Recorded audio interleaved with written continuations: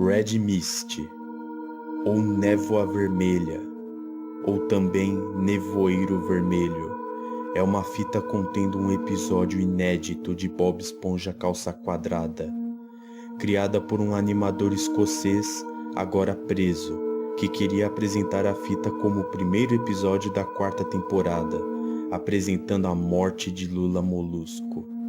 Até agora houveram 2 relatos contando a história a seguir, uma de um estagiário e a segunda do próprio editor do canal da Paramount, que viu o vídeo.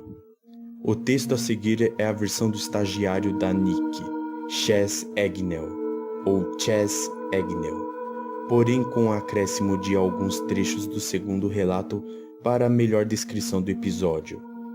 Boa leitura. Eu era um residente nos estúdios da Nickelodeon em 2005, por causa da minha graduação em animação. Eu não era pago, claro, a maioria dos residentes não são, mas tive algumas vantagens além do aprendizado. Para os adultos não é grande coisa, mas a maioria das crianças na época se matariam por isso. Já que trabalhava com editores e animadores, eu conseguia ver os novos episódios dias antes de serem lançados. Eles tinham recentemente feito o filme do Bob Esponja, e com isso a criatividade da equipe teria ficado um pouco esgotada, o que atrasou o início da 4ª temporada. Mas o verdadeiro motivo do atraso foi bem mais perturbador. Houve um problema com o primeiro episódio da 4ª temporada que atrasou o desenvolvimento por vários meses. Eu e 2 outros estagiários estávamos na sala de edição, juntamente com os animadores e editores de som para o corte final. Nós recebemos uma cópia do que seria o episódio Medo de Hambúrguer de Siri e nos juntamos em frente à tela para assistir. Os animadores geralmente colocavam títulos engraçados, numa espécie de piada interna entre nós, já que a animação ainda não estava finalizada. Nada particularmente engraçado. Então, quando lemos o título O Suicídio do Lula Molusco, não pensamos em nada além de que seria uma piada mórbida. Um dos residentes até riu do título. A música tema tocava normalmente. A história começou com Lula Molusco se preparando para praticar com a clarineta em sua casa, enquanto Bob Esponja e Patrick brincam do lado de fora. Lula Molusco coloca a boca na clarineta e só consegue tocar algumas notas antes de ser interrompido por alguém batendo em sua porta. Ele desce as escadas e abre a porta, encontrando um vendedor ambulante. O vendedor, um peixe escocês gigante, pergunta se ele poderia ter um momento com Lula Molusco, mas este diz que não está interessado e bate a porta na cara do vendedor, andando de volta para o seu quarto. O vendedor bate a porta mais uma vez e Lula Molusco abre a porta irritado. O vendedor, parecendo bem triste, diz a Lula Molusco que a névoa vermelha está vindo. E vai embora, deixando Lula Molusco confuso para trás. Ele volta para seu quarto e continua a praticar com a clarineta. Depois de tocar algumas notas bem erradas, Bob Esponja e Patrick começam a rir do lado de fora, interrompendo Lula Molusco mais uma vez. Ele olha pela janela e grita com os 2, dizendo que ele precisa praticar para um concerto que teria. Bob Esponja e Patrick se desculpam com lágrimas nos olhos e vão para suas casas. Lula Molusco, incerto de si mesmo, volta a praticar com sua clarineta mais uma vez, agora sem ser interrompido. A cena então vai se apagando em vermelho e permanece assim por 12 segundos. Talvez por conta de um erro, a mesma cena repete mais uma vez, o que provavelmente deve ser comum em edições básicas de animação. Entretanto, dessa vez, os olhos dos personagens foram substituídos por novos, mais realísticos e com pupilas vermelhas. Não há mais áudio nessa cena, tirando alguns cliques ocasionais. Depois da repetição da cena anterior, uma nova começa, com os mesmos olhos vermelhos nos personagens. Agora todos estão no teatro, onde Lula Molusco está tocando sua clarineta. Os quadros da animação pulam a cada 4 segundos, mas o som permanece sincronizado. Depois de uma apresentação ruim da música que ele mesmo intitulou Red Mist, Bob Esponja e Patrick são vistos na plateia vaiando Lula Molusco. Foi neste ponto que as coisas começaram a ficar estranhas. Durante o show, alguns quadros se repetem, mas o som não. Neste ponto é o som sincronizado com a animação, então sim, não é comum.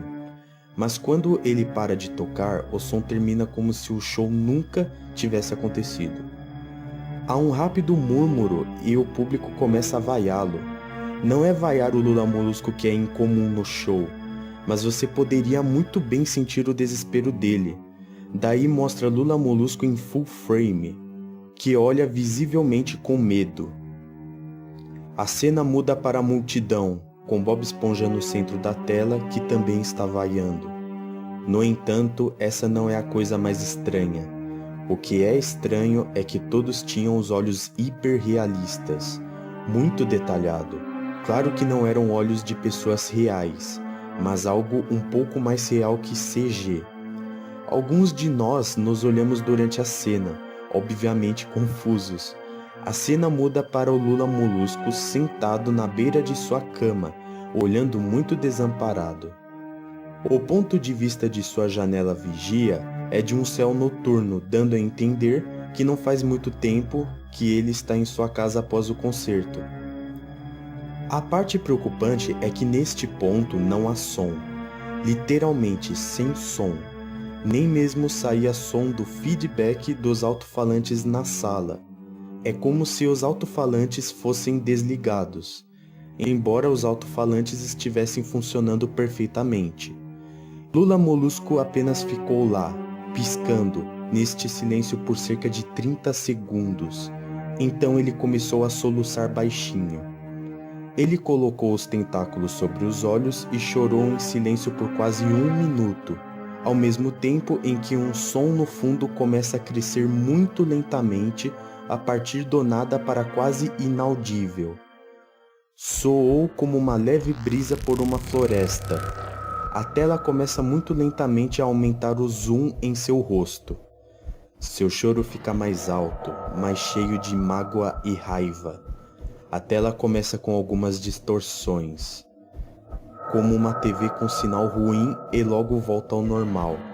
O som fica mais alto e lentamente, mais grave, como se uma tempestade estivesse se formando em algum lugar. A parte assustadora é o som e os soluços de Lula Molusco. Parecia real, como se o som não viesse dos alto-falantes, ou se os alto-falantes fossem apenas buracos e o som estivesse vindo do outro lado. Por baixo do som do vento e soluçar, muito fraco, ouvia-se algo que parecia rir. Após cerca de 30 minutos neste clima, a tela ficou borrada e se contorceu violentamente e algo brilhou sobre a tela, como se um único quadro fosse substituído. O animador principal pausou e voltou quadro a quadro. O que vimos era horrível. Era a foto de uma criança morta. Ele não tinha mais do que 6 anos. O rosto estava desfigurado e ensanguentado, um olho arrancado e o estômago aberto, com as entranhas caindo ao seu lado. Ele estava deitado em uma espécie de pavimento, provavelmente uma estrada. A parte mais assustadora era a sombra do fotógrafo. Não havia fita de isolamento, nem marcadores de evidência, e o ângulo era totalmente diferente daqueles de uma foto policial. Parecia que o fotógrafo era a pessoa responsável pela morte da criança. Depois que essa foto aparece, a cena volta para Lula Molusco soluçando, muito mais alto do que antes, e o que parece ser sangue escorre de seus olhos ao invés de lágrimas. O riso, que lembra o riso do vendedor no início do episódio, pode ser ouvido ainda. O som de vento na floresta também pode ser ouvido em som alto, com o som de galhos sendo quebrados e de crianças gritando. Depois de 20 segundos, Outro quadro aparece, agora com uma menina de mais ou menos 8 anos morta, caída de barriga para baixo em uma poça de sangue, aparentemente na mesma floresta da foto do menino. Suas costas estão abertas e suas entranhas empilhadas sobre ela. Novamente o corpo estava na rua, e a sombra do fotógrafo era visível, muito similar no tamanho e forma vistos na primeira foto. Eu me segurei para não vomitar, e outra residente, a única mulher da sala, saiu correndo. O episódio continuou. Lula Molusco ficou em silêncio, assim como todo o som, como era quando começou essa cena. Ele colocou seus tentáculos para baixo e seus olhos estavam agora feitos em hiperrealismo, como os outros estavam no começo deste episódio. Eles estavam sangrando, vermelhos e pulsantes. Ele só olhou para a tela, como se estivesse assistindo ao telespectador. Após cerca de 10 segundos, ele começou a chorar, desta vez não cobrindo seus olhos. O som era penetrante e forte. Aos poucos, o som de seus soluços foi novamente misturado com gritos de crianças. O som do vento voltou, assim como a risada ao fundo. Dessa vez a próxima foto que aparecerá durou por 5 quadros. O animador conseguiu parar a cena no quarto quadro. Dessa vez a foto era de um garoto, da mesma idade da primeira criança, mas dessa vez a cena era diferente. As entranhas estavam sendo puxadas para fora de um corte no estômago por uma mão grande. O animador continuou, era difícil de acreditar, mas a foto seguinte era a mesma, mas havia algo de diferente nela, algo que não conseguíamos perceber exatamente. O animador voltou para o primeiro quadro e os acelerou. Eu vomitei no chão e os editores de animação e som ficaram mortificados com o que viram. Os 5 quadros, quando acelerados juntos, pareciam quadros de um vídeo. Podíamos ver a mão lentamente erguer as tripas da criança. Vimos os olhos dela focarem-se em seu assassino. Nós até vimos em 2 frames a criança piscar. O diretor de edição de som nos mandou parar. Ele tinha que ligar para o criador da série e mandá-lo ver aquilo. Mr. Heilenberg chegou depois de 15 minutos. Ele estava confuso com o porquê de ter sido chamado ali. O editor continuou o episódio. Após aqueles quadros terem passado, toda a gritaria e todo o som pararam novamente.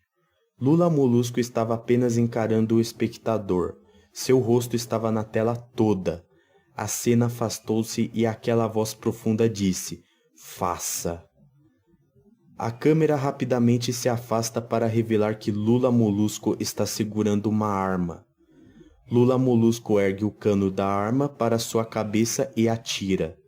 Sangue espirra de sua cabeça e a tela corta para estática, o famoso chiado.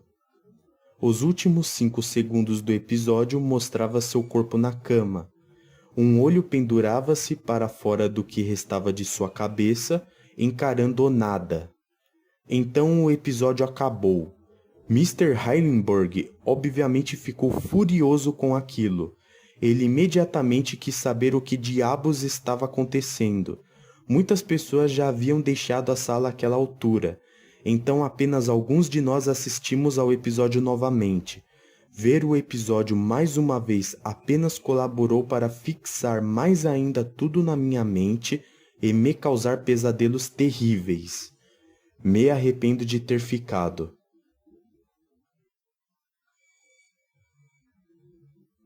Como resultado deste incidente, 3 animadores, Barry O'Neill, Grant Kirkland Jr.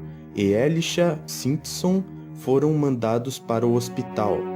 Um editor se aposentou, Fernando de la Penha, e um residente, Jack McMullen, cometeu suicídio. A fita foi enviada para a polícia, que determinou que a animação havia sido criada por Andrew Skinner, um animador escocês. Ele foi acusado por 9 assassinatos, incluindo o das crianças que aparecem na fita. Uma cópia da fita foi feita, antes da polícia confiscar a original, por Chas Agnew. Agnew fez várias tentativas de distribuir as cópias da fita de Skinner e espera poder lançá-las em site de leilão online em breve.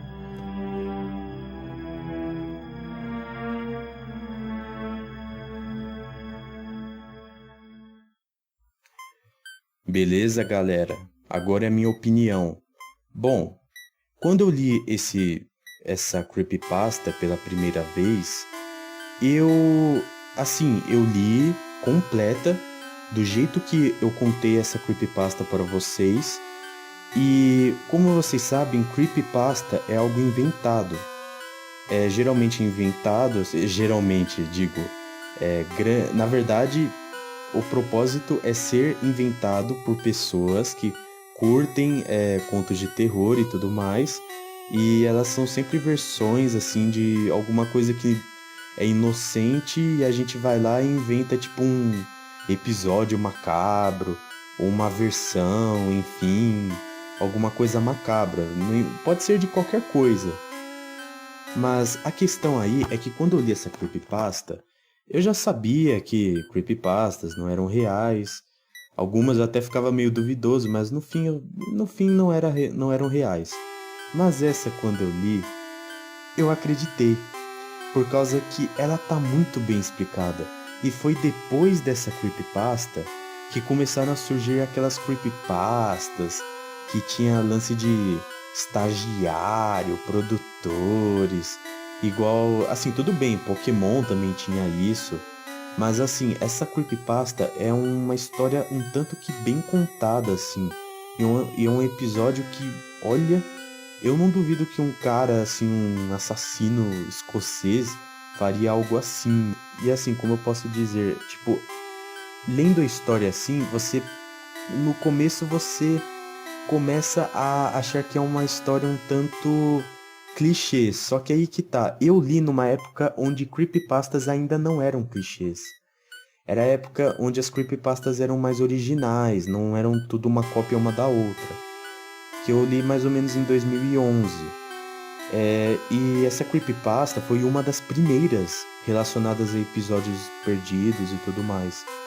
E sabe um fato curioso? É que o primeiro episódio da 4ª temporada de Bob Esponja, que seria esse, mas não foi ainda bem, o primeiro episódio tinha esse peixe gigante escocês. Ele participa do episódio.